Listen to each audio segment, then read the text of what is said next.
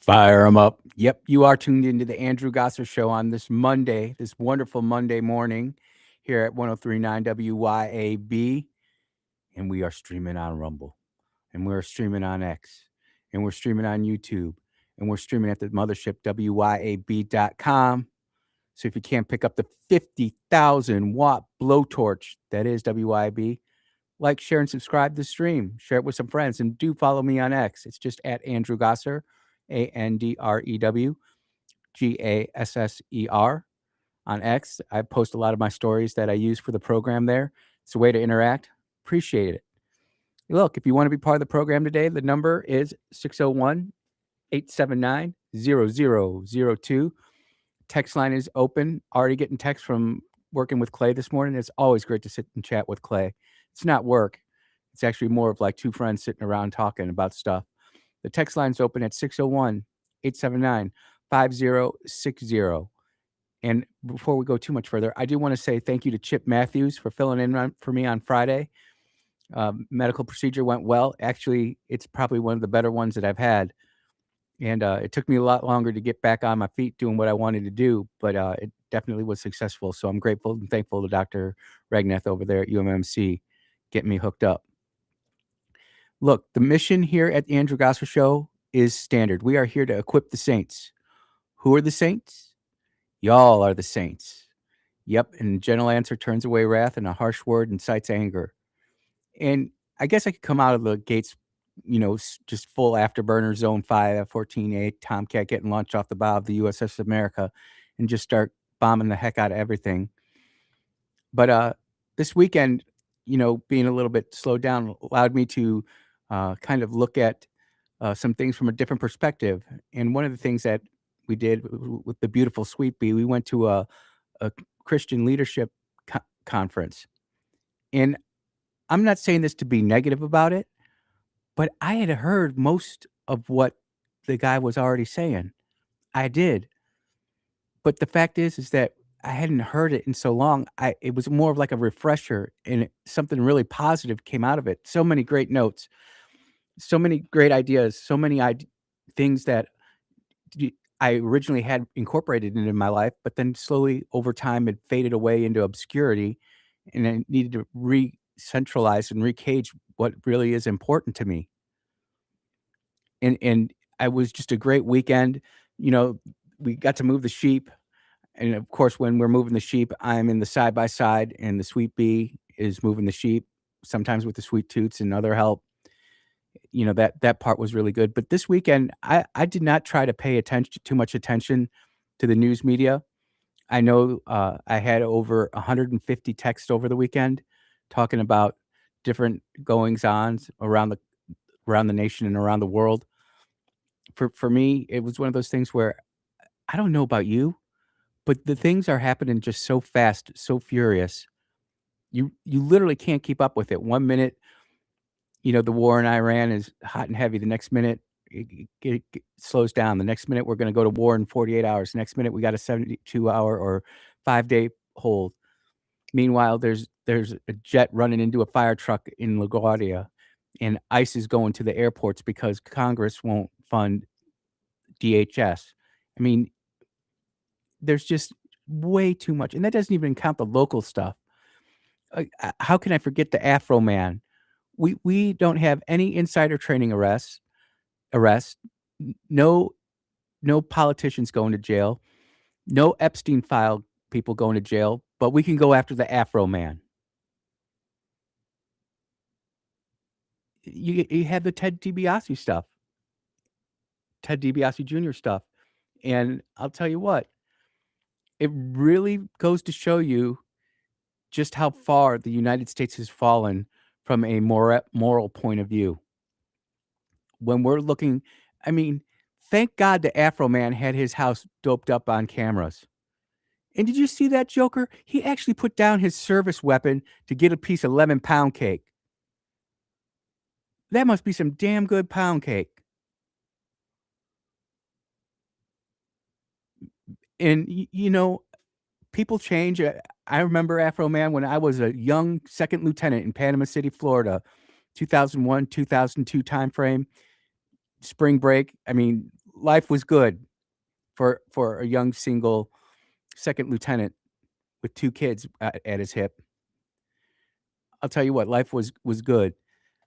And for the Ohio or the, Adams County sheriffs and police department in Ohio to go after the Afro Man for degradation when all he did was talked about what was seen on his video cameras was incredible. And I'm glad that he's out, and it just goes to show you what's really important to our prosecutors and to our judges in the legal system. I think we've completely disconnected. I think the legal profession is more about numbers than people, although they'll never say that in their commercials or their political ads or their campaign propaganda.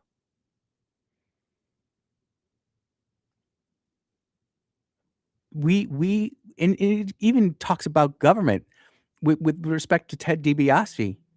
I know I'm bouncing between the Afro Man and Ted DiBiase, but this is like the kind of stuff that I thought about along with biblical leadership. What does it say about the people who wrote the contracts for Ted DiBiase Jr.? You know, it didn't take long for that jury to come back with 13 not guilty verdicts. How much money and time is wasted on that? And look, we gotta point out fraud in government is bad. Is what Ted DiBiase Jr. even remotely equivalent to what is happening in Minnesota or California? Are we having the same types of fraud here in Mississippi that we're having in Minnesota and California? And people are talking about Shad White. Shad White's simply pointing stuff out. And if you don't like that's your problem. Honestly, for me, I'm more in line with what Clay said. I don't like any government money going to help. We are creating a people that's dependent upon the government and not God. We are creating a people that's dependent upon the state and not the family. We are creating everything that we say we're against, and we're smiling while we do it, and we're convincing each other that we're not doing what we say we're doing. Andy, talk about Iran. Andy, talk about what's going on with Israel. I'll get to that. That's light work. You know, one of the big reasons that we moved to Mississippi is that we like the small town feel. We don't want the big government stuff that is in Minnesota, California, New York, Illinois. We don't want that here, and yet our politicians are screaming for it. Well, it's what the people want. No, it's not what we want. Why is it that we can't have the laws that are already on the books being enforced? Why is it that we have to sit there and struggle daily to try to support certain people? Why is it that we're not prosecuting pedophiles, but we're prosecuting slush funds for people who the government wrote it in a certain way? No metrics of measurement. Just go out and do it. Here you go. If anything, this just proves to me that we've got a culture problem, and if we do not sit down and seriously start talking to our politicians and saying, "Look, these are the things that are important to us. Quit listening to the lobbyists and start doing what we want." This coming from Magnolia Tribune, Russ Latino. I always say Laterno, but I've been corrected. It's Latino. I know. I'll fix it. Russ is a good guy. Could Mississippi's conservative business donors stop giving to Republican incumbents? Let me answer this one for Russ. Yes, they could. And I don't know if my other conservative friends feel it, but I feel a flip coming. Not people turning against MAGA, but people turning against local politicians more than federal ones, because people are starting to realize it's a lot easier to go ahead and flip a county board supervisor than it is a congressman or a senator or a governor or a state rep or a state senate. I should come out with an infomercial. For $250, you too can have a Mississippi State Senate campaign plan developed for you in 3 days. Call 1-800-888-8888 to go ahead and make that happen. This is clearly satirical, but kinda not. You too, for $250, can have a alderman seat to the city of Brandon campaign plan generated for $250. Give me a call. If people realized how easy it was to actually run for office, especially smaller local office, when you really care and have a hot button issue, even in the city of Jackson, so many people say Jackson's lost. It's not lost, but it's screaming for leadership. And Clay brought it up, and I have to be truthful with this audience, as I always am. I am not the connoisseur or the expert on clubbing in Jackson or strip clubs, but from the videos that Clay said that he saw, that to me is nothing more than men exploiting women. Yeah, the women know what's going on, but men are still exploiting it, and we get all upset over kids getting exploited, which we should, but then we get all our panties in a wad, so to speak, when adult women are doing that kind of behavior. Well, they're adults now. Well, yeah, what were they taught? What's our culture at? Are young girls being taught the importance of having a man in their life when they have kids? Or are they being taught how to pop and lock and do all that craziness at a young age, and then putting it on the TikTok or the Insta? These are real serious questions that we have, and when I think about this as me as a parent, as a US citizen, I'm sitting here thinking, "Where's the best use of my time? Where can I have the most impact on my community in a positive way? And what do I just have to let go?" And there are all sorts of things that I can focus on that have international implication, war implication, congressional implication. I can go to all have views and sayings on all that, but what can I really have an input on? And those are the things that I choose to focus on in this program because I genuinely feel many of you feel like I do, and I tell by all the different texts that are coming in. When we get back, we're gonna talk about the application of air power because I've got a story that's talking about how poorly air power has been implemented, and I really want people to understand how awesome air power can be, but how air power is only one piece of the pie, and some people, especially those in the Navy and in the Air Force, kind of lift air power up a little bit higher than it can be, and how we have to really look at certain implications when we decide that we're gonna go to war and we're actually gonna do more than drop a bomb on the ground.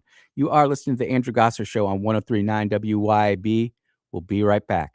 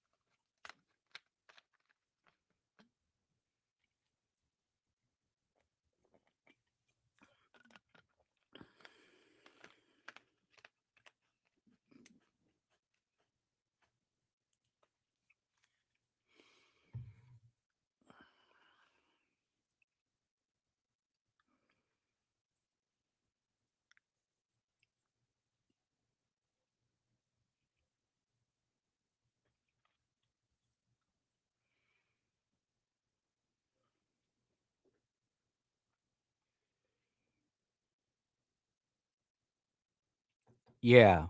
Welcome back to the Andrew Gosser Show on 1039 WYAB.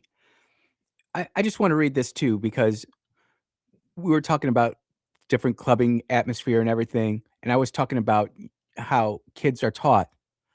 When you think about this generation growing up and where we're at, you go back to the early 2000s, we were a completely different type of culture.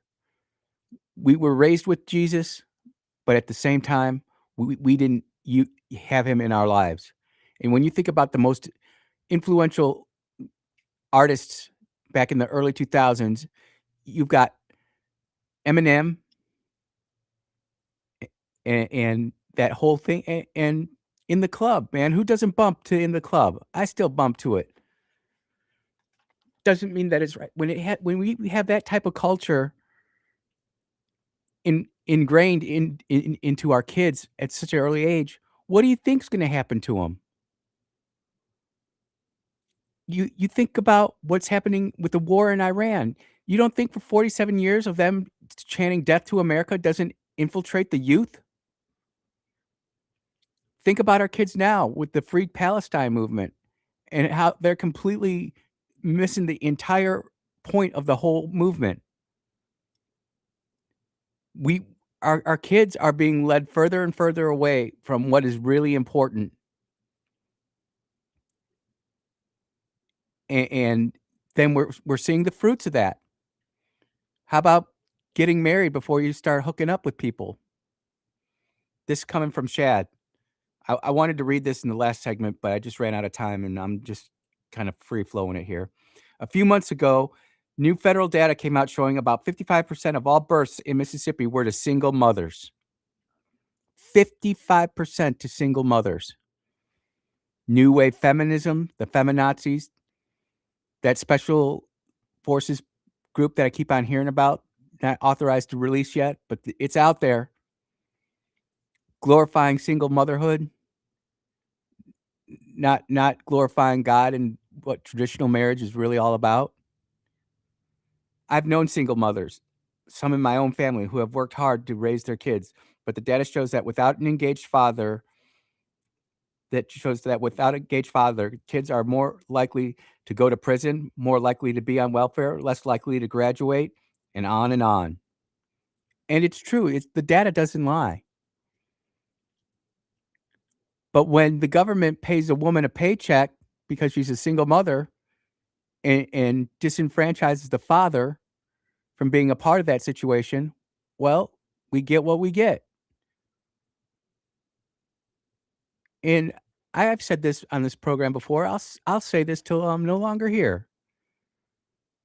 The most important job description I've ever had wasn't captain, wasn't petty officer, wasn't CDI or quality assurance inspector. It wasn't highway commissioner, county board supervisor. It wasn't even husband. Most important job description I ever had was father. And I can't be a mother. And unfortunately, being a father means that you have to be responsible. You have to be responsible for what you do. But in this hookup culture, swipe left, swipe right, whatever it is, titles like father and mother get downgraded. All of a sudden, we don't get to go to the club on a Friday night because we had to stay home with the kids. And then we start depending on grandma, grandpa, and the aunties and uncles to raise a kid. And, you know, we want that family unit. We want those strong bonds. But we have to realize that American culture is not what it used to be, and it's changing, and if we don't claw it back, and it can be clawed back, by the way, there are some black pillars out there. My goodness, I know that magnesium comes in a black capsule. If you're one of these black pillars, get yourself some magnesium and flush it out of your system. We can claw it back, but it takes a real movement locally. And I just read stuff like this, I wanna finish this up with Shad because it's right. This number, 55%, is one of the biggest long-run challenges we face as a state, and we must address it. We should. Starting in kindergarten, it's important that you get married when you grow up. Instead of focusing on making sure that you go ahead and go into college and become a CEO or a boss, depending on whether you're WWE or AEW, if you know, you know. You focus on finding someone to spend life with. We could start by telling kids the truth that if you have a baby before you have a job and are married, you're incredibly likely to end up in poverty. Facts. One of the things that my local Democrat tells me, Mississippi is the poorest state in the union. We don't have enough jobs. Then why are we promoting having kids out of wedlock? Humans are supposed to be intelligent creatures. We're supposed to be the most intelligent creatures, yet we can't figure simple things out like having a father and a mother to raise a child is probably one of the most important things out there. Nope, we gotta go support the LGBTQ rainbow community at the drag queen show. We've gotta go do all those kinds of things. This is kind of interesting to me. Indiana, in fact, passed a law this morning requiring public schools to teach all kids this, a and that is good. I think that we should have definite curriculum in the state of Mississippi that promotes, the importance of getting your education before you become a mother and a father, and getting married before you become a mother or a father.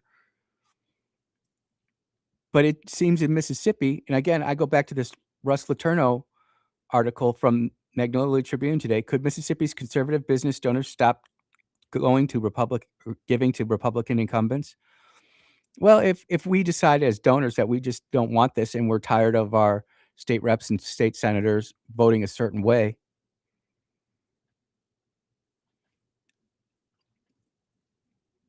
you know, there there's a great state rep out there from Brookhaven, Becky Curry.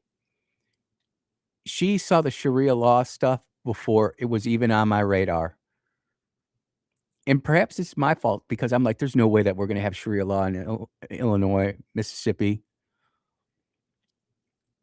back in 2016, but that's when she first started seeing this.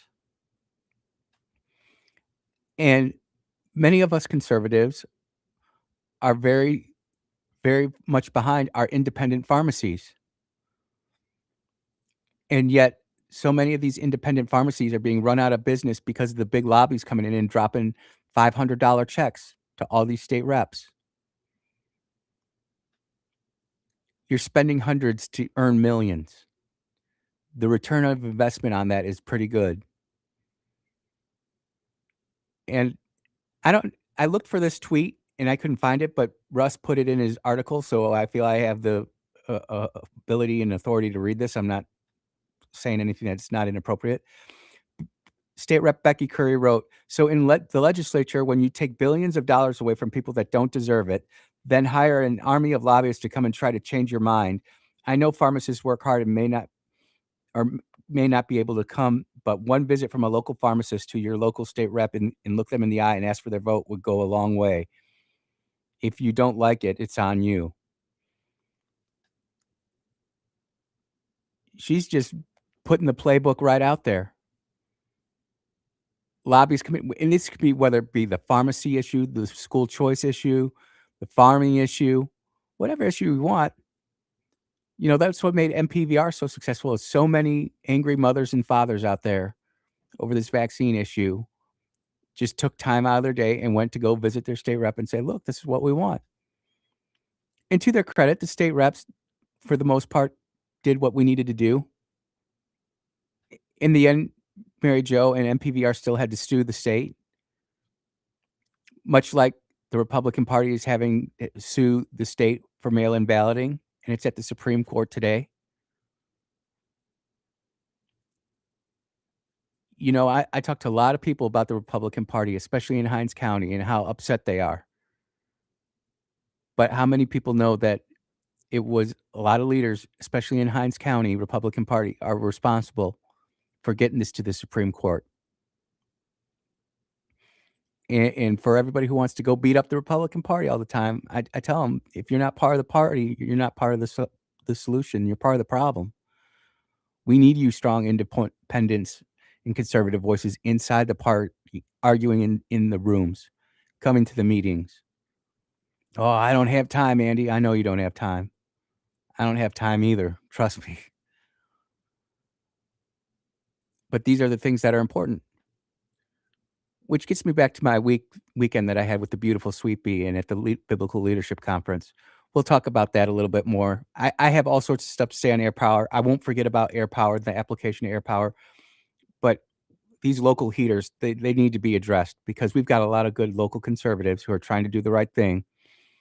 But whether it be the big time influencers or the lobbyists, just seems to have a problem time after time. You are listening to the Andrew Gosser Show on 103.9 WYAB. We'll be right back.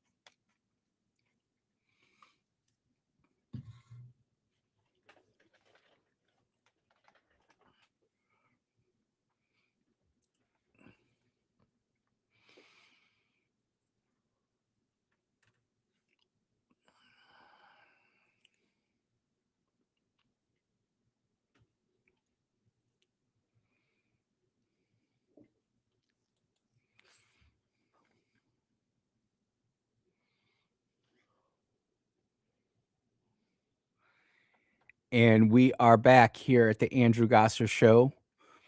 You know, lots of crazy things happened over the weekend. And one of the things that I was just reminded by Brother Clay on his Facebook post, there was a fire at the Trade Mart this weekend. And there were many businesses who got their livelihoods basically burned out in a flash. And there are a lot of hurting local businesses, and there's gives and goes. I know I saw one, and my wife and my daughter and I, we go to Boudreaux's all the time there in Brandon, and they lost almost everything. So if you know somebody who has one of those businesses and you can go support a local business like that, definitely take the time to do that. That's again what makes Mississippi so great is that you don't have to go to Amazon or Prime to go, or you don't have to go to Walmart. We have all these individual small shops, resale shops, knick-knack shops. And granted, I don't go as much as I used to. Walking around through some of those stores is kinda an adventure for me.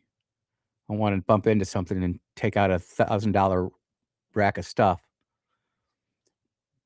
But it is sad because that's one of the things that makes Mississippi so unique and gives us a unique culture are these trade swap deals, these swap meets, the farmers markets.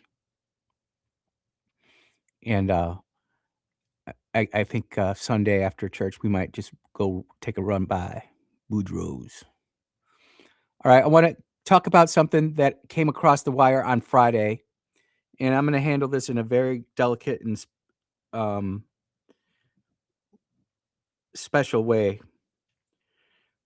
But on this show, I've had many of you not only text me, but call in and talk about our news at the top of the hour, CBS News.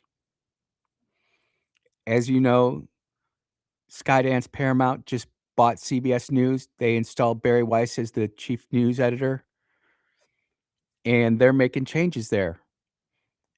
In fact, CBS News is the only mainstream media news source out there that I know that went to go back up Nick Shirley and do an investigation on all these hospice frauds cases. You probably didn't hear about it, but they did do that. And that's how we want the news to change. We don't want the news to support the big time donors and whatnot. We want them to go after where the news is. Well, this just broke on Friday.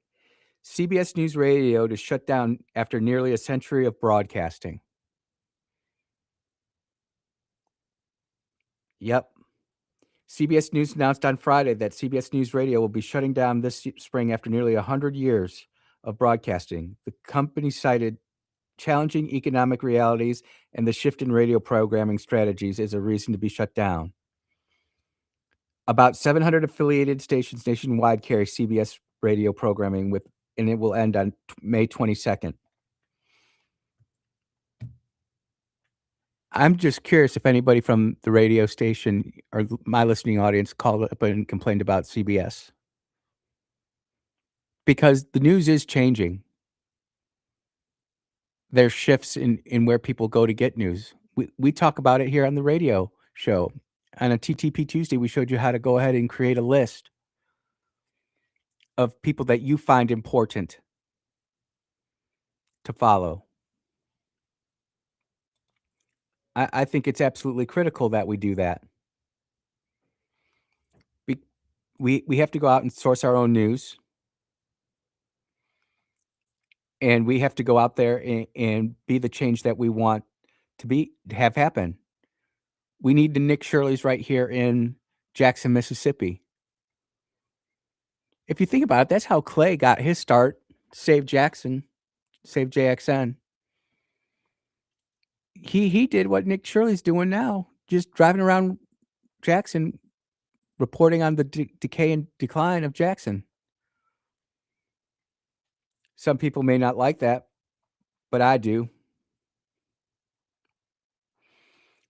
And the thing is that we need our mainstream media to change, and when we start seeing them drop out like CBS is doing, that is a corporation's decision.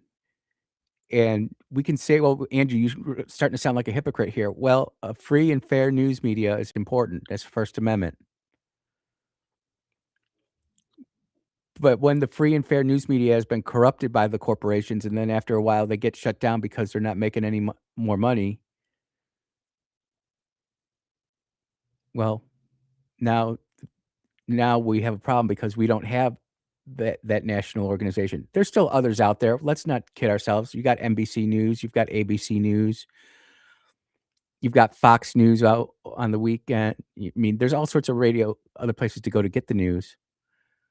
But what's it say about how CBS was ran if the people who have it now are like, It's just too far gone. We're just going to kill it." Brother Dogfish saying, "If CBS is axing the radio broadcast, how does that impact WYAB for CBS updates?" We'll keep CBS until they go offline, and then the station manager will make a decision, and we'll go from there. We'll probably talk about it more in depth on the radio. That's a good question, Dogfish. Will those continue, or does Matt now have to do something else? Well, we'll have to find something else for top of news hour and bottom of the hour news breaks. It would almost be like a business opportunity for someone here locally to create a dependable, reliable news organization like that. But then again, how tough would it be for breaking news? You can't just sit there and those are good questions, Dogfish. You know, there's where something goes away, it's always a new opportunity, right? Could WLBT get into that business? Could WYB get into that business? There are gonna be more than just one radio station who's carrying CBS. There are over 700 affiliates according to the article that I read. There's real opportunity there for people to put together a new business format. I can tell you who's not gonna put it together. Yours truly. You know, that's the great thing about America, and America is the best place to live in the world. Let's not kid ourselves. And inside America, Mississippi is the best. I firmly believe that. I will continue to state that over and over again. And as we drive change and as we drive culture, we need to make sure that not only do we invoke change, but we have something positive that comes on the end of it. Which is why I talk to a lot of conservatives about being part of the Republican Party and not necessarily part of a different organization that tries these hostile takeovers, because I've only seen it work one time, and even that one time that it did work, it only lasted for 7, 8 years, and then it fell aside. We have to have meaningful change. Dogfish saying, "You must be available and consistent." That's a lot of time. Yep, and then you also have to have the right news sources, right, Dogfish? It's like we're having a conversation here over the radio, it's kinda cool. But you gotta have good sources. Are you sourcing, uh, CNN, which is nothing more than Iranian propaganda at this point? Or are you sourcing somebody like Nick Sordor or Andy Ngo or Nick Shirley? Who are we depending on to go ahead and do our I mean, you think about CBS in 60 Minutes, you can say what you want with the Kamala debacle, and it was propaganda, we realize that. But you think about all of the good investigations NBC Dateline, these news programs used to do back in the day, exposing fraud and corruption, and now they're nothing more than left-wing talking pieces. What's gonna replace that? Is it going to be the Nick Shirleys of the world? The Andy Ngos? The Clay Edwards? the Kim Wades, the Lindsey Beckhams. Is it gonna be more reliant on local stuff as we shift away from the federalist kind of view? I'm not so sure, I'm not so sure. But I do know that CBS has made the business decision to get out of the news business on r as it comes to radio, and that's gonna happen on May 22nd. You are tuned into the Andrew Gosser Show on 103.9 WYAB. I'll be right back.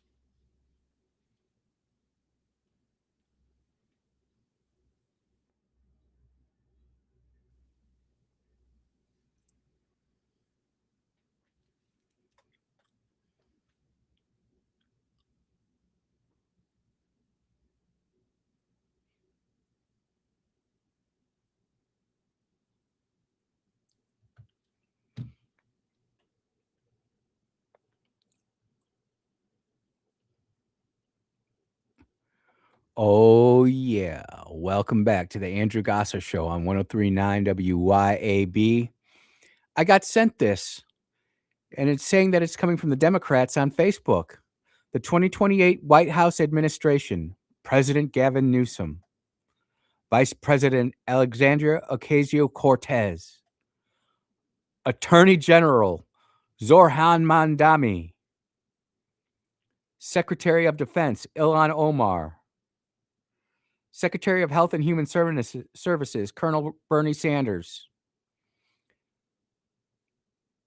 Press Secretary Jasmine Crockett, and Secretary of State Michelle Obama. And you would not believe how many people think this is actually true. It's getting hearted and retweeted and reposted and just it's flying around the world at warp speed. So naturally, I get this sent to me and about 1,000 other pieces of propaganda all the time. And my first thing that I do is I just at Grok. You could probably at GPT or however, whatever it is that you use to fact check stuff. At Grok, is this true? No, this isn't true. The image is a satirical meme that has gone viral on social media, etc., since around March 22nd, 2026. No, it's not official Democratic Party promotion or dream team lineup. Ladies and gentlemen, you got to start paying attention. You got to start paying attention. And because there are things that look real, and then there's things that are truly satirical, like this. Iran to replace state-run television with MSNBC to broadcast, coming from the Babylon Bee. Well, everybody knows the Babylon Bee is political satire from a Christian point of view. But this gets more likes and retweets than MS Now / BS Always. But if you listen to the mainstream media lately, it seems like they're actually on the side of Iran. And we do have to talk about that in the next hour, the application of air power and how it has made America feel invincible until it's not. For me personally, I'm always of the opinion, I will always default to our president on either side, basically, when it comes to these international incidences like this.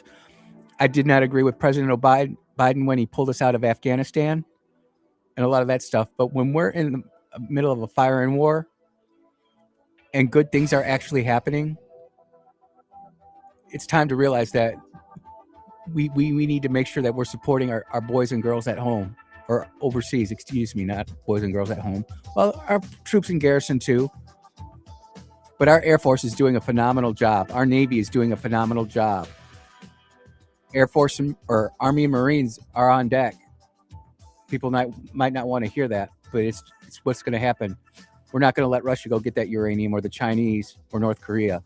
You're listening to the Andrew Gosser Show. We'll be right back.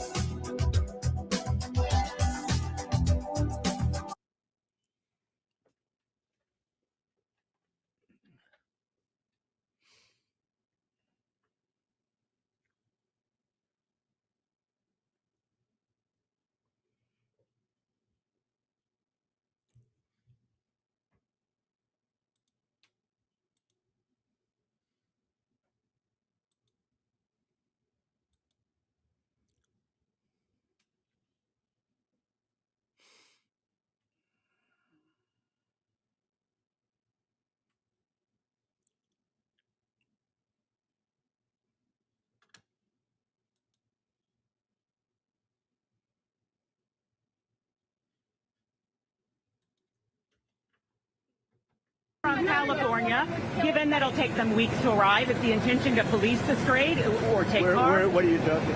Well, it's been reported that there are Marines that left California, left San Diego last week, at the end of the week. Why are they headed there now? Well, let me ask you this. If you were in my position and I ask you that question, you really believe I give you that's a crazy question. Mr. President, We don't talk about strategy. Yeah. From California, given that it'll take them weeks to arrive, if the intention to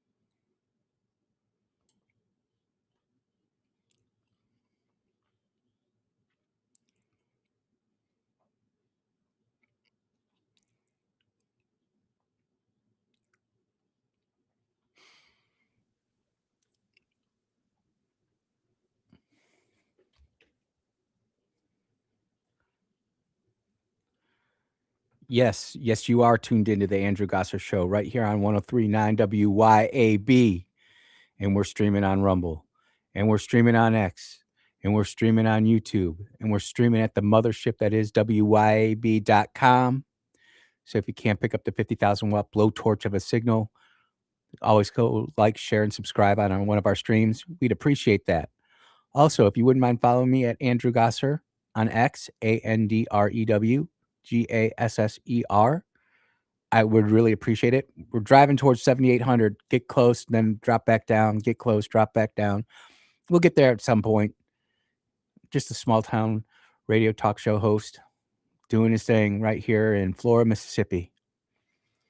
One thing that will never change is the mission, and the mission is standard. We are here to equip the saints. Who are the saints? Y'all are the saints. Yep, gentle answers, turning away wrath, but a harsh word, ooh, it's going to incite some anger. And real quick, if you call into the show during the break and I answer it and just put you on hold, you're just going to have to wait, because when you're calling in right as the top of the hour is getting ready to kick off, I'm not going to be able to put you on air. But if you're welcome to call back. But we need to have a discussion, ladies and gentlemen, and I think this is going to be really interesting and fascinating to a lot of you, because so many people love the United States Air Force. It's the world's greatest Air Force, and people love the United States Navy. Naval aviation is incredible. And ever since Gulf War I back in 1990, when I was a young 18-year-old whippersnapper, or 17-year-old whippersnapper, well, I was 18 then, 18-year-old whippersnapper, we got to see the footage from the then F-117 Nighthawks, which were a classified black program, the flying cockroach, if you will. And we were putting these bombs down smokestacks of the Iraqi National Guard, We were going after Saddam Hussein in Iraq. And the world had never seen the application of air power like this, where we were using then what we called PGMs, precision guided munitions, with such incredible accuracy and pinpoint targeting. It was incredible.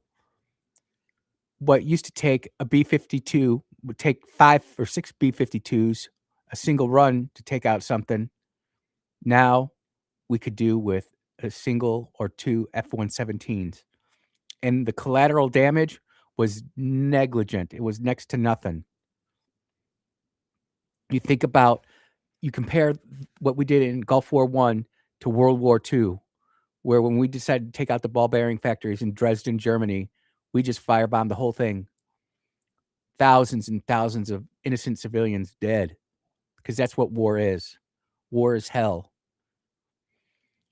But we've been conditioned since Iraq War or Gulf War I. We've been conditioned that the suffering isn't as bad during warfare. We've got things like the laws of armed conflict, the Geneva Convention, all these rules in place of how we fight war. And then our munitions got better. Our delivery platforms got better. Our tactics got better. We were able to include advanced computer processing and GPS into our warfighting capabilities. Our ranges got greater. We could reduce risk. There we go. Reduce risk. To not only our boys and girls flying the airplanes, but also the civilians on the ground. We had the ability to do that. And it conditioned America to think that going to war wasn't so bad. Then you throw in things like Call of Duty or whatever, Xbox and PlayStation. Everybody gets to be SEAL Team 6 Delta Force operator. Get killed, no big deal. You just respawn and go after them again. The American young man and young woman, and really anybody who had an Xbox, got conditioned to think that. So when we go to war, oh, it's not such a big deal anymore. Gas prices go up, but I can still go get my coffee, mocha, whatever from the Starbucks. I can still go to the Costco. It doesn't really affect me. And then the tactics change. And now all of a sudden Iran decides that they tried this before, by the way. And if you've never seen the Fat Electrician's video on Operation Praying Mantis on YouTube, you need to. It's got language in it, but it really sums up how that whole thing went down. And it's just another example of how quickly and how lethal and how efficient the United States military is when we are actually given the permission to go out and do what we need to do. It's one of those things where now we get CNN, MS Now slash BS Always, ABC asking questions that they never would have asked back in the day. And people are actually now shocked that we might go take over an island in the middle of the Persian Gulf that's controlling all of Iran's oil. And they're actually shocked that we might have to go send in special forces troops to go get the uranium. Number one, that I was told it was either 4 or 500 kilograms, so that's about 1,100 pounds of enriched uranium. You're just not gonna let that sit underneath the mountain that we've bombed to the smithereens and back. Yeah, that's another thing. We've got the GBU-57, incredible bunker buster. You think that the Chinese wouldn't be interested in that uranium? Or the Russians? Or the North Koreans? The Pakistanians? Some other terror organization? Remember, Iran is a state sponsor of terrorism.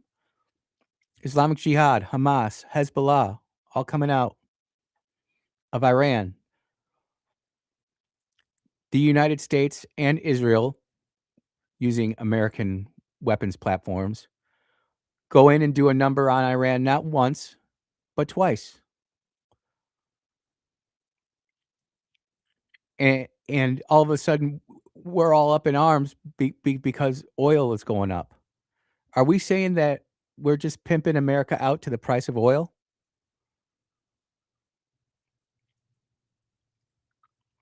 Are we just gonna do this total laissez-faire type of government like we did in World War II? Peace in our time. This is something too. I wanna read this because I genuinely feel like this is I've got this guy, he sits here and he messaged me all the time. Sorry, my phone is a little quirky. Israel is the one that needs to be stopped. I want peace. Well, it wasn't Israel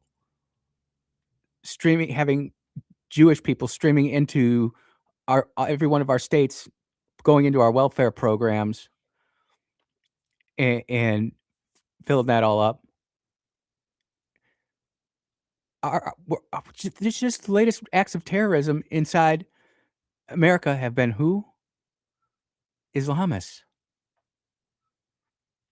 Where's that money coming from? Iran. So when we start going to war and air power does it's tough business, man. It really is because you lose one plane and everybody flips out. Oh my gosh, an F-15 or F-35 got battle damage. What really happened? It, all of a sudden now the mainstream media turns into a propaganda machine for Iran because all they've been conditioned to is good stuff. And if a Republican's in office, then it's bad. If it's a Democrat in office, then it's good. Biden pulling out of Afghanistan, the coverage was like 92% positive. And you look at what the coverage is for this latest iteration of the war on terror, and don't get me wrong, that's what it is about. It it's almost 92% negative. I've got a video here from a just some of the crazy stuff that these news reporters are asking President Trump. This is from Fox News. From California, given that it'll take them weeks to arrive, it's the intention to police this grade or take cars? What are you talking? Well, it's been reported that there are Marines that left California, left San Diego last week, at the end of the week.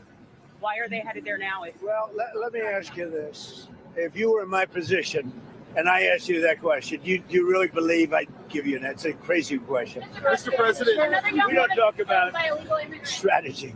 Yeah. You are having American journalists ask about strategy and military movements to the President of the United States in a press conference. That would never happen in World War II. That wouldn't even happen in Vietnam. That would be left for some hoity-toity congressional hearing or senatorial hearing back in the day, but not now. You've got these crazy, quote-unquote, journalists from Missouri sitting there thinking that they're the greatest gift to freedom since John Hancock, asking these types of questions, and it's silly, and it's terrible. But to wrap this segment up, do not confuse the application of air power and how easy we make it look compared to how difficult it really is. And I can bring on A-10 drivers, F-15 drivers, AWACS people, just about every platform out there. I know somebody who flew one or maintained it. We make it look easy, but the hours of preparation, training, flying, and then actually flying a combat sortie, whew, pucker factor goes up a little bit there, especially if you're in something like an AWACS like me, where you're going through known SAM rings that they're supposedly on your side. Still a little nervy. Still a little nervy. And I just wanted to talk about that because there were a few articles that were sent to me about how they were complaining that air power wasn't as effective as they wanted it to be. War is always evolving. And we're seeing it with these new drones that are coming out of the Ukraine and in Iran that are having some success against low and slow movers. And war will have to be recalculated and thought about being fought a new way. Last thing before we go to break is everybody remember watching Attack of the Clones, Star Wars back in 2003, I think it was, with all the drone warfare? Hollywood had it right there. Droids. But it's really easy to send a microchip into battle. It's really hard to send a troop into battle.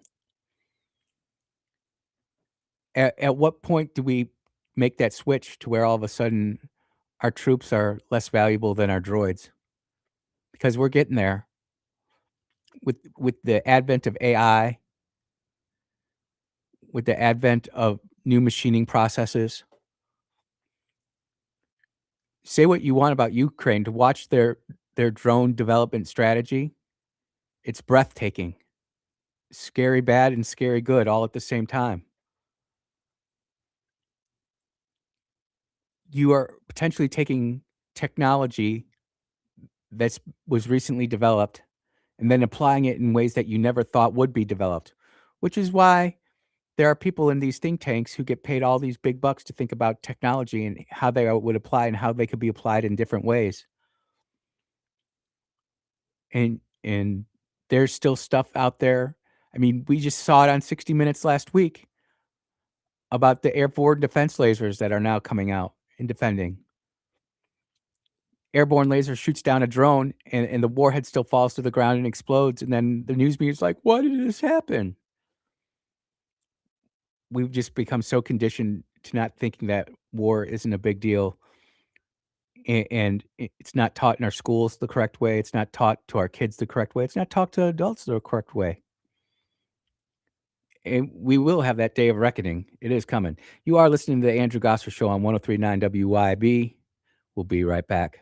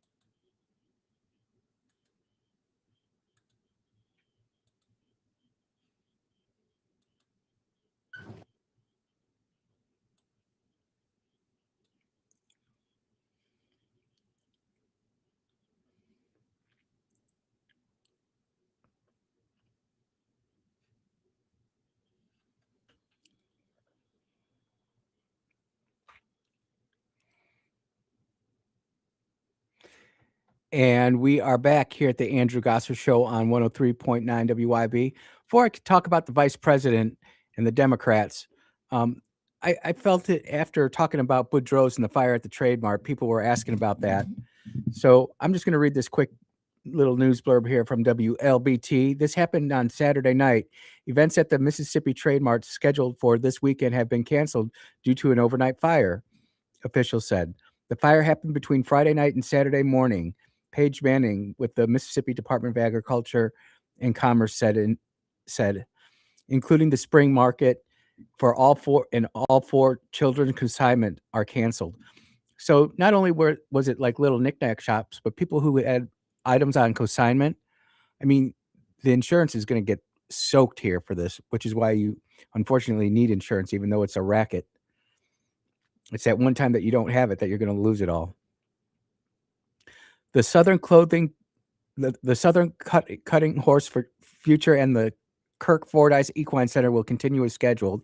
So the horse shows went on as scheduled, but there were a lot of businesses that basically lost most of, if not all of their inventory at the Trade Mart fire this weekend, which is, and I know Boudreaux's was one of them. And I know the people there, they're good people. So pray for them. Go keep it local, man. Let's keep all of our money here in Mississippi. Let's not dole it out to these big corporations. But getting back to this, I wanted to talk about what's happening with some of these Republicans who are talking about our vice president and how he's been very coy and shy on the issue of Iran. And I want to make it perfectly clear. I support President or Vice President J.D. Vance. You know, I lost my voice cheering for him at the Charlie Kirk event, and I thought he did a great job. And not everybody shares the same opinion of that. But he's not leaving the party. And some of you all are leaving the party. You're talking about how the Democrats are all of a sudden now saying they're making more sense than the Republicans. And I sit there and I look at you with this face of bewilderment. I'm not befuddled, but I am wondering where you're getting that from, because I just want you to remember what our vice president said just a short time ago. So today, Iran launched approximately 200 ballistic missiles at Israel in a reckless and brazen attack. I condemn this attack unequivocally. I'm clear-eyed. Iran is a destabilizing, dangerous force in the Middle East, and today's attack on Israel only further demonstrates that fact. I've never heard such clear things from this woman. Not that I agree with the whole back and forth thing. My view on warfare and the application of it is a little bit different than what is agreed to by nation states, and maybe that's a good thing. But I've always was taught to fight. If you're going to fight, knock them out till they can't stand up anymore, and you don't go soft and say, "Well, if he's only going to punch me, I'm only going to punch him back. I'm not going to kick him in the groin." Oh, I'm not going to go ahead and throw dirt in his face if he's not going to throw dirt in my face. You fight to win. And here we've got good old Kamala Harris. Let's see if we can go to where what has been. Earlier today, I was in the Situation Room with President Biden and our national security team as we monitored the attack in real time and ensured that the protection of U.S. personnel in the region is paramount. I fully support President Biden's order for the U.S. military to shoot down Iranian missiles targeting Israel, just as we did in April. But wait, I want peace. This is Israel's fault. That country sat there for 47 years building up all these weapons. You think they're just going to let them keep them there in garrison? I'm absolutely flabbergasted how the American here at home can sit here and say, "Oh, we don't want the war. We don't want the war." But as soon as it starts affecting their gas tank, all of a sudden now they're interested.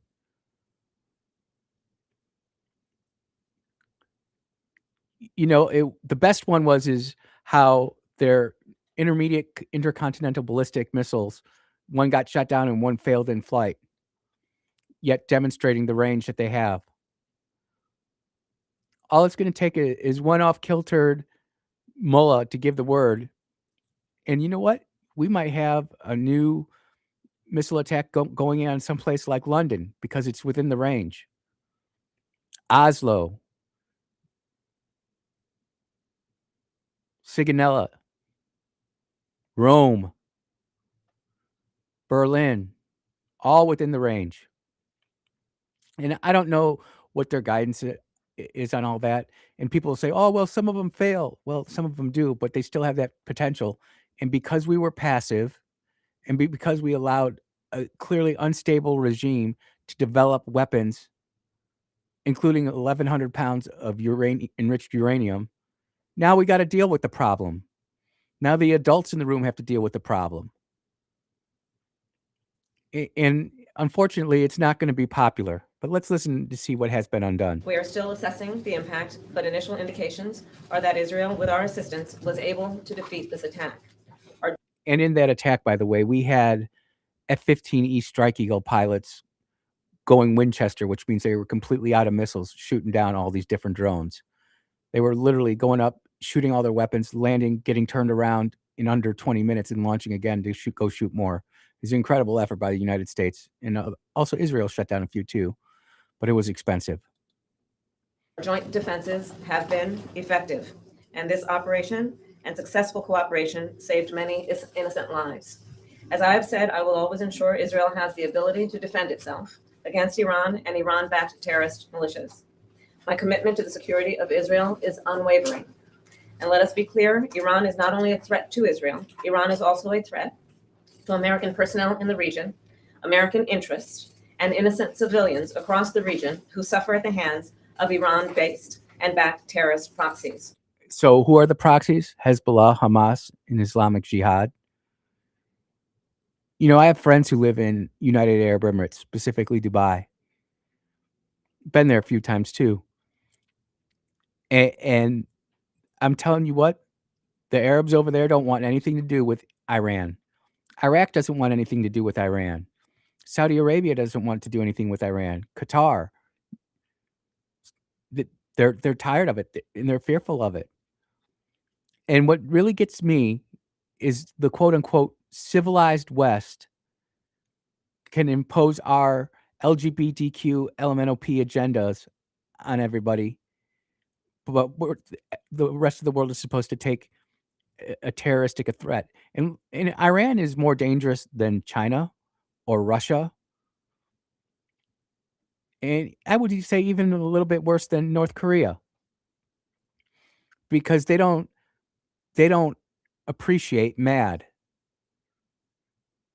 China is mad. Russia is mad. The United States is mad. We all understand mutually assured destruction. Jihadists do not. As seen here in Austin, Texas, with that guy who went and shot up that club. Or what happened in New York with those two jihadists throwing bombs into a crowd, being caught on camera. The type of enemy we're facing is totally different. And unfortunately, and this is just my opinion on this, is that America is trying to fight this war with a World War II mentality. Actually, no. America's trying to fight a war against Iran like they would fight a war on Call of Duty or Xbox. You are tuned into the Andrew Gosser Show on 103.9 WYAB. We'll be right back.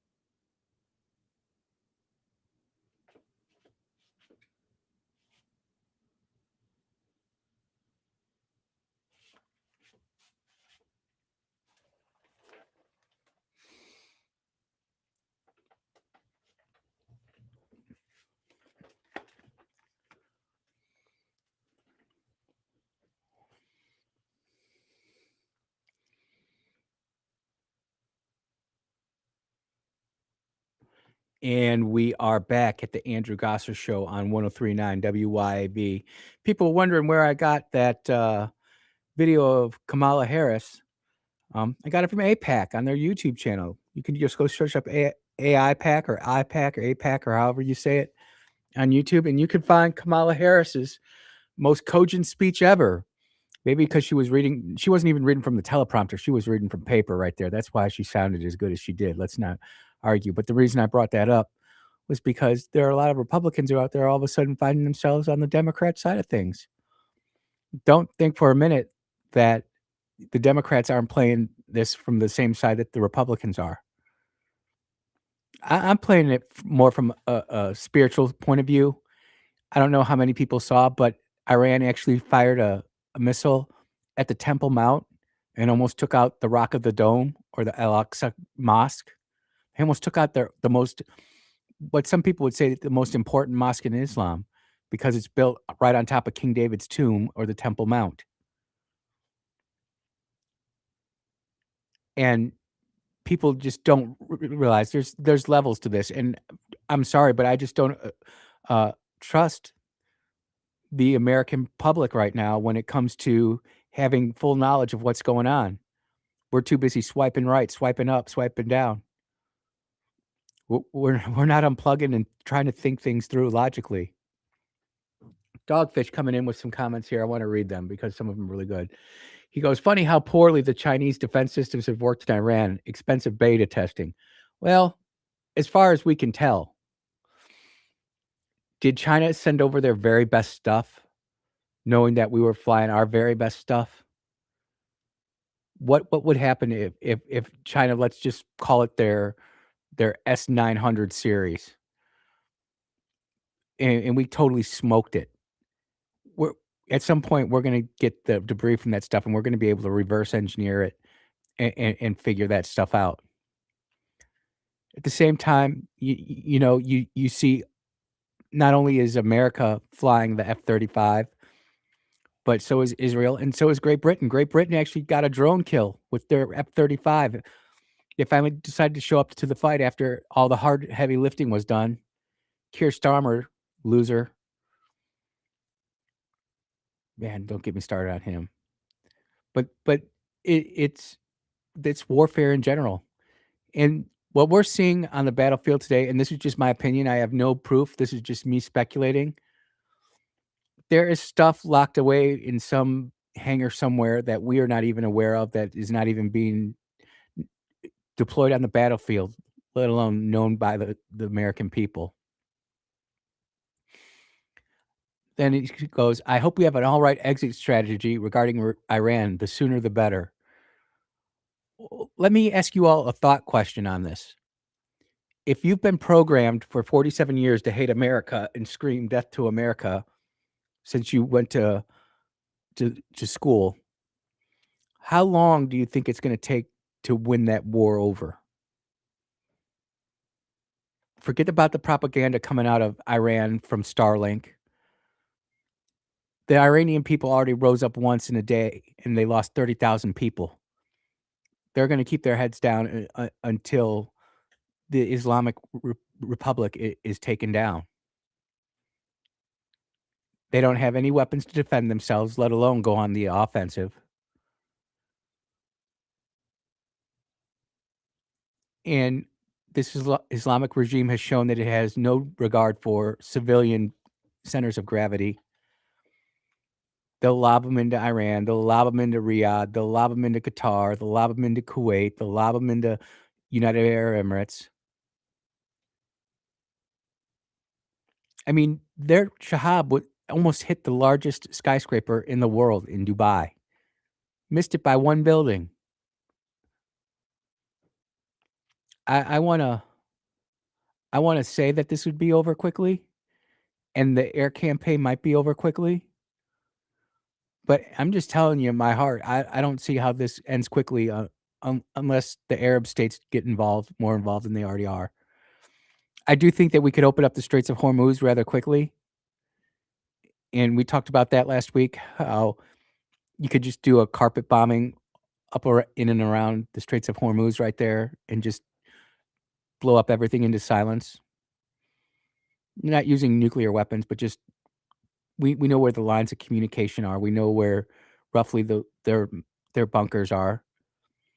And just line up all the B-52s and keep going. But but the American people don't have the stomach for that. The world doesn't have the stomach for that right now. They might.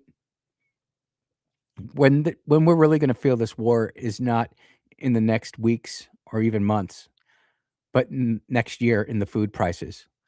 Right now, when you go to a Kroger and you buy a can of corn or you buy a can of peas or even frozen stuff, you're eating last year's harvest when fertilizer was relatively cheap. Right now, fertilizer is not being exported out of the Middle East. Food prices are gonna go up, up, up. So it's not too late to start your spring gardens. I know it's May, but if I were you, that's what I'd be doing. I think we've got almost 1,000 plants that we're going. We'll have plenty of fresh vegetable, plenty of lamb. Speaking of lamb, I think we still have 5 ewes that have to give birth that they're just now starting to show, and I'm just like, "Well, how did this happen?" Poor planning on the farm shepherd's part. I'm blaming me. But I digress from this war and talking about how long it's gonna take to get done. I wonder how many times the media called Obama Mr. Obama versus how many times they called Trump Mr. Trump. That would be a really interesting question to ask AI, Brother Dogfish. Maybe you could do that and put that in the chat. Do a comparison from, like, 2008 to 2026, because AI will grind that out in roughly 2, 3 minutes, whereas a human would take 6 months. And then, last question here. It's kind of great discussion because I can hear both sides of the argument on this. Congress isn't going to fund anything more Trump wants. Congress still wants to send money to Ukraine and build a wall for Egypt. Well, not only that, they don't wanna go investigate the Epstein files, and we haven't really talked about that, but getting back to the Ted DiBiase thing, Ted DiBiase Jr. trial, look at all the money we spent to go after that, or all the money we spent going after Diddy. We'll go after regular citizens in cases where we think we can get good headlines and good press, but we won't go after the pedos operating in the shadows. Or in the case of Clay's friend Eddie, we'll deport him to the Philippines even though he doesn't speak a lick of Tagalog and never been to the Philippines since he was 5 months old, who was adopted by American missionaries. But Alu Snack Bar up in Minnesota who says, "Yeah, he was born in America, but wants to go back and live in Somalia," he gets to stay. We are contradicting ourselves on so many different levels, and I see it. I even see the arguments in my own case, and you wouldn't be wrong to say, "Hey, what about this?" When it comes to my, and I'm just being 100 with y'all. I can see the the earthly, fleshy side of supporting Israel. I can see the earthly, fleshy side of not supporting Israel. I'm coming from this from a spiritual background. I'll tell you what, if Iran actually does blow up the Temple Mount, and in order to blow up the Temple Mount and get at Israel's number 1 prize site, you're gonna have to blow up that mosque. If that happens, the new temple is coming, ladies and gentlemen. If there's one thing that we can all agree on, whether you are for this or against this, is Israel has got enough money to go build a new temple. They just need the real estate. And if the mullahs in Iran are gonna be so stupid as to send a bunch of missiles at the tomb, at the mosque, at the Temple Mount, well, they're not gonna take it, or Israel's gonna take complete advantage of this. And, oh, by the way, to the crazy anti-Israeli people, I thought you said Bibi Netanyahu was dead. You sent me at least 15 tweets on that and how it was AI Bibi Netanyahu. And yet he comes out this weekend and all of a sudden he's alive again. Which one is it? I know I sound kind of angry there. I just get disappointed in people who I know have more than one brain cell rubbing together, and I know that they're smart enough to make more cogent arguments than they're making. It's difficult. So to close up the discussion on air power, if there is a hot spot and you need it to cool down, you can apply air power. But if it's a long game and you have a lot to do, at some point you're going to have to send in the ground troops. And I know that there are places out there you can go on the web where you can get detailed battle plans and ideas on how to take a piece of land, how you could potentially invade and do all this. I'm seeing, man, let me just tell you, there are some really qualified people on social media who are doing some crazy breakdowns of certain situations. And I'm sitting there thinking to myself, yep, yep, yep, yep, yep. How the heck are they being allowed to keep that up? Number one, and not get in trouble. Number two, I mean, there are answers to questions out there that I wouldn't even dream of touching, let alone think about.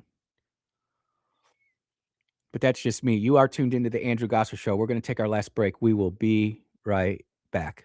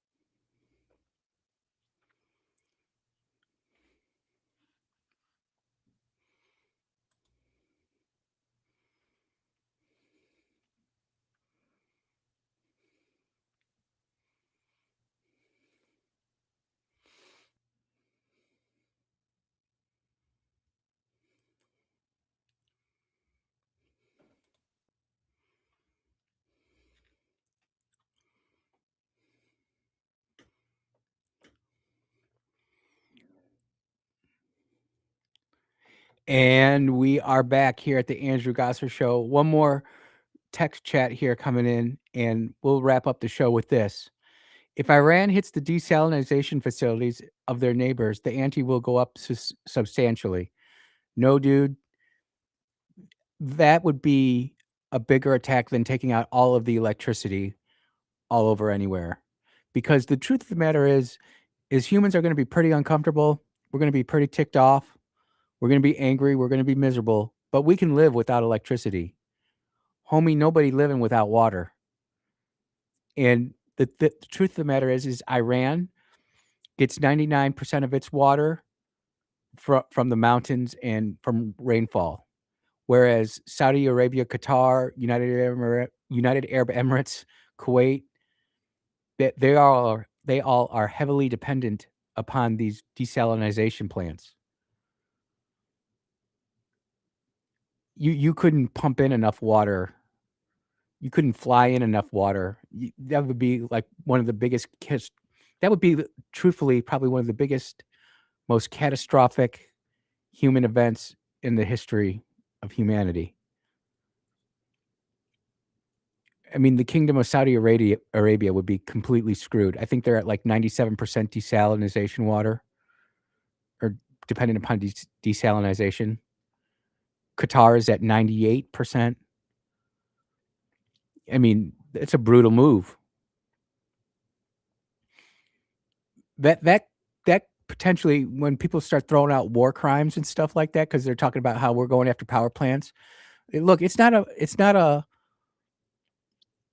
war crime to go after a power plant, ladies and gentlemen, when the army and the political leadership are holding down in a power plant knowing that you won't attack it.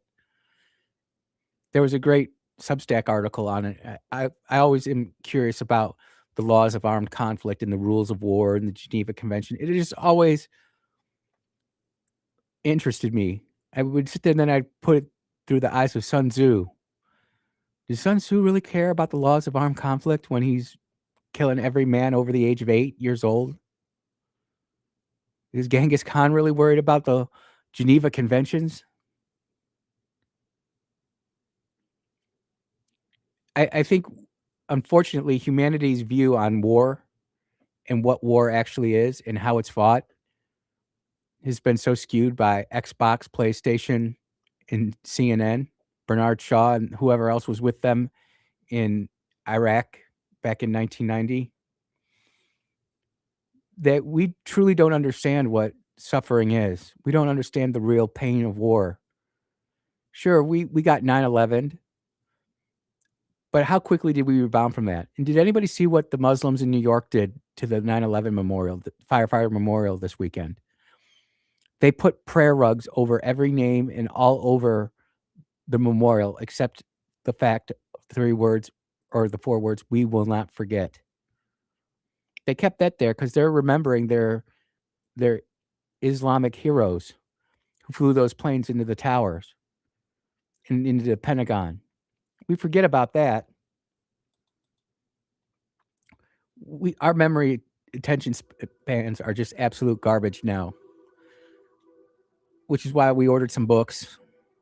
Try to keep reading books, ladies and gentlemen. Try to exercise your mind without looking at a screen. It's imperative. It's been a great show today. I appreciate all the texts and chats. I appreciate the phone calls that I didn't answer either. We'll try to get to them next time. Take care, everybody. Be blessed, and amen.